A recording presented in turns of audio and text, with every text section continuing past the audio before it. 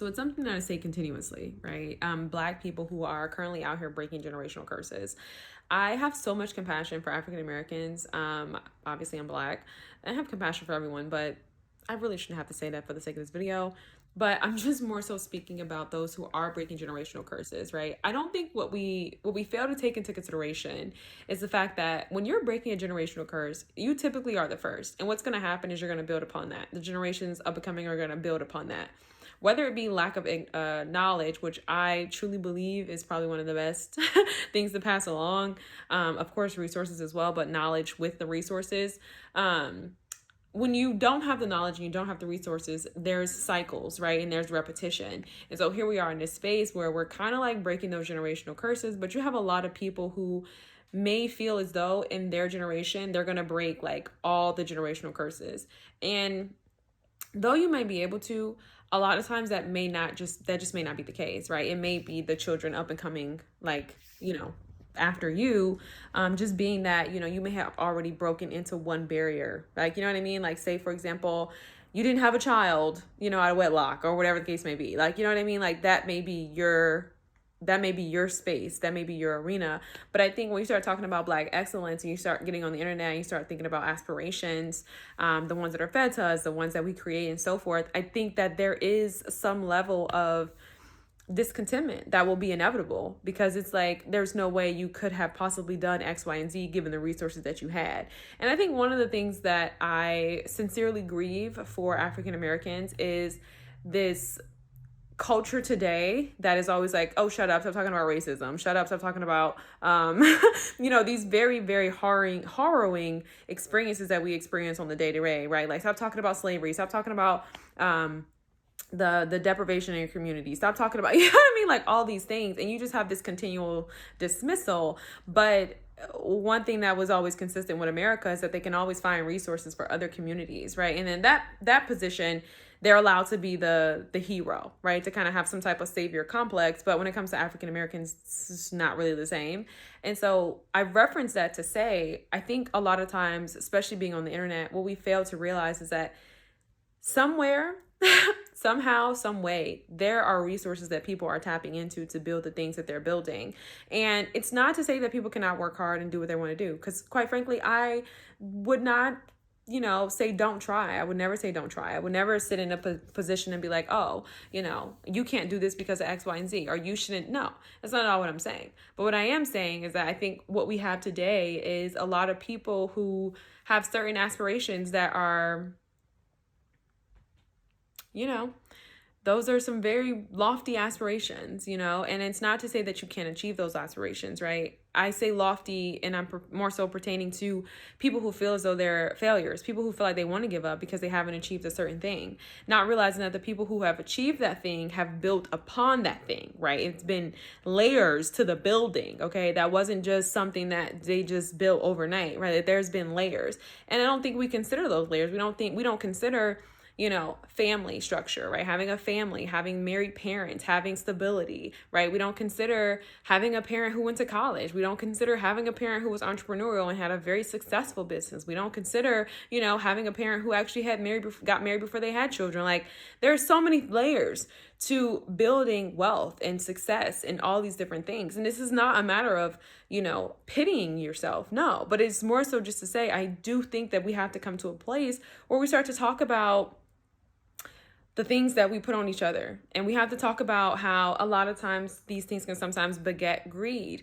And, we're in these places and we're looking up to other cultures and other communities, and we're like, okay, I want to learn, I want to build, I want to aspire to have this culture's customs. What we really need to take into consideration is all the work and the layers and the resources that have gone into birthing this thing that we are seeing today in real time. And that is something that I feel like we do not consider as African Americans. Again, hey, a lot of people are privileged. We all have our own benefits, and I know y'all are going to do what you got to do anyway. But I do think overall, when it comes to the Black experience, there's a lot of work that has to be put in. There's a lot of, you gotta keep pressing. And I think what's unfortunate is being someone who's kind of like a truth teller, being someone who is reading and learning and coming on and sharing and telling the truth. It's just not It's not sexy. It's not a vibe. People don't really want to hear it. It sounds like I'm being cynical. I honestly feel like I sound like an adult. You know what I mean?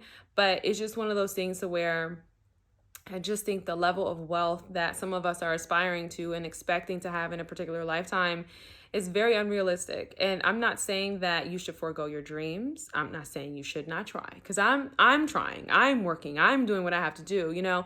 But it's just one of those things to where I'm just more so sending out like compassion, and more so like, if you get something from this message, right, on this billboard, read it. But if not, I completely get it. And I'm more so just saying, where we are and where we've been, and, where we're going, there are just some things to consider, right? So I guess this is more so just a message to say, get on your path, get on, where you are in your life, and, be in tune with your family, be in tune with your community, be in tune with like your reality and what's going to be different for you and the next upcoming generations, right? I think too often, we walk past certain things and certain people and we're like, oh, this is going to be the thing. And by the grace of God, it can certainly be the thing. Okay. I'm not being cynical. I'm not saying that it can happen for you. But what I am saying is that there are so many generational curses that have to be broken within African American communities, that I think sometimes we go for that big thing, and we're not realizing that thing takes time, And so someone had to start it, someone has to start somewhere. Don't give up. Of course, don't give up, but just understand that the people that you're aspiring to have had compound interest, okay, and layers of investments and layers of resources and knee deep resources, right? By the grace of God, God can do it. Okay. Like, stay faithful, stay prayerful. But just know like where you are. And of course, this isn't going to be everybody, because I know everybody don't aspire to have certain things. Everybody's not looking up to a certain standard. But I think a lot of times when I hear people talk about generational wealth, what's really missing is the accumulation piece, right? I think what's missing is the realism that there are sacrifices that has to be made from one particular generation in order for the next generation to actually be able to live, and to have generational wealth and continuously, right? So what we're not really considering is the resources, right? The compound resources that really go into building generational wealth, as well as the knowledge and the information. I think one thing that has been very evident, even from a ancestral standpoint, is the lack of communication and articulation in Black communities, right? This is why I'm always talking about how what seems to be very evident, right?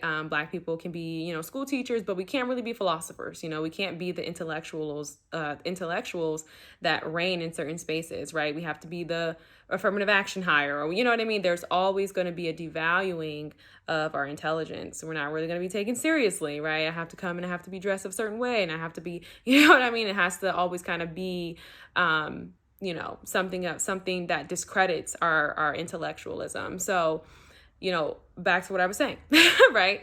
Layers that go into generational wealth building. And so because, from an ancestral standpoint, we were deprived of reading. We're not allowed to read about our history as we go through the American institutionalized learning system, right? We're deprived of that. We're deprived of just even being able to articulate ourselves and have certain dialogue, right?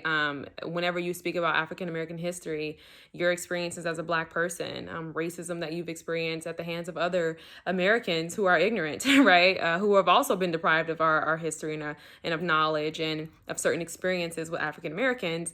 That's something that is, that's canceled out. It's not appropriate. I just made a video talking about how, what is the future for historians, right? Is it a short-sighted future for historians? And obviously that's a very general question. It's not something that you should like really take to the bank, but it's just more so me posing the question, right? As someone who's very curious, I just like to ask questions and get the conversation going, right? Like, okay, what will that look like given, we see the retaliation that is happening today, and continuously, right? We can draw back. There's been numerous events in the minds of some people who are in authority, who seek to retaliate against African Americans who speak out about their history and who dare to educate their communities. So yeah, that's a real question, right? What does that look like? Is that going to be something that is then transformed into art? Will we be able to have dialogue and articulation, and will there be verbiage, or would there be another form of communication? I think what has been consistent is that African Americans have always found a way to communicate to one another, and to commune in ways that don't always, in ways that, may go against current bans, right? Like we've always been resilient in that, right? So if it's not going to be verbiage, we're going to find another way to communicate and articulate that. But when you look at the history, right, you've been deprived the ability to read and to commune with one another. That's pretty big. And so this is why I always say, like, as we were here in this space, right, white people got to grow, right? Everybody got to grow, but white people got to grow. You have to grow. You have to understand all that you've been lied to, right? You've been lied to about Black people. You've been deprived knowledge as well, right? And you just got to grow. You just got to understand, like, hey, you know what I mean? Like hauling off, being angry, acting enraged. That's not how you conduct yourself. You know what I mean? That's not how you go about anything. That's like, that's not how you do that, And so we all got to grow, but white people got to grow, And so, this is the end of the video. I think I did a video prior about generational wealth. I'm not sure.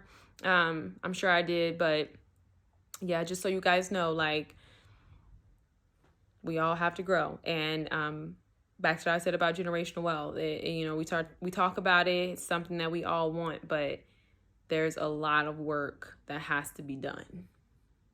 That's all I'm saying. Okay, thanks for coming to the video.